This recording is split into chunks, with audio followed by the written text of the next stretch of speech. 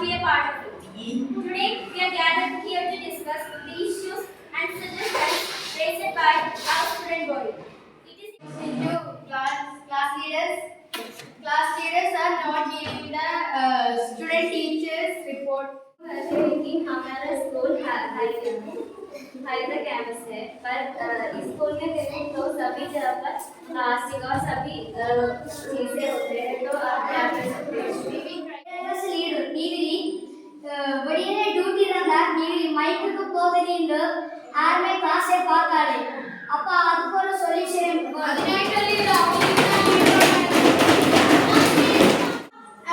Agriculture club வந்து ஒரு இடம் புதுசா வந்தா அது நீங்க ரோஜா தோட்டம் வைப்பீங்களா? और हम प्रभारी छात्रों को बदल देंगे. അവരോട് ന്യൂസ് പേപ്പർ വെക്കുമ്പോൾ തന്നെ വെക്കാം. നിങ്ങൾക്ക് ഇൻട്രസ്റ്റ് ഇല്ലെങ്കിൽ നിങ്ങൾക്ക് വേറെ സ്റ്റുഡന്റിനെ വെക്കാം ഇൻചാർജ് ആയിട്ട്. ഇപ്പൊ നിങ്ങൾ ഇൻചാർജ് ആണെങ്കിൽ നിങ്ങൾ എന്ത് ചെയ്യണം? रीडिंग भी कंप्लीट हुए थे, कम से कम 1 हफ्ते या महीने हो चुके हैं, पर अभी तक असेंबली में इसकी रिजल्ट बताया नहीं. എഡ്യൂക്കേഷൻ ഡിപ്പാർട്ട്മെന്റിനോടും സ്കൂൾ മാനേജ്മെന്റിനോടും ചോദിച്ചിട്ട് പറയാം.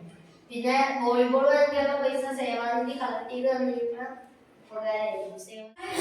ബുക്കൊക്കെ എടുത്തു വെക്കാനായിട്ട് പോകുമ്പോൾ മാനേജർ പറയുന്നത് ഇത് നിങ്ങളിപ്പോ ചെയ്യേണ്ടതല്ല, ഇന്റർവെല്ലിൽ ചെയ്യേണ്ടതാണ്.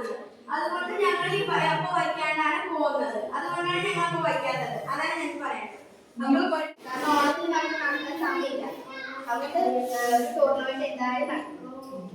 ഓണത്തിന്റെ ദിവസം നടക്കുകയാണെങ്കിൽ പെട്ടെന്ന് തീർക്കും. ഒരു ദിവസം ഒരു 2 മണിക്കൂർ 3 മണിക്കൂറൊക്കെ വെച്ചിട്ട് ഒരു മാച്ച് നടത്താം.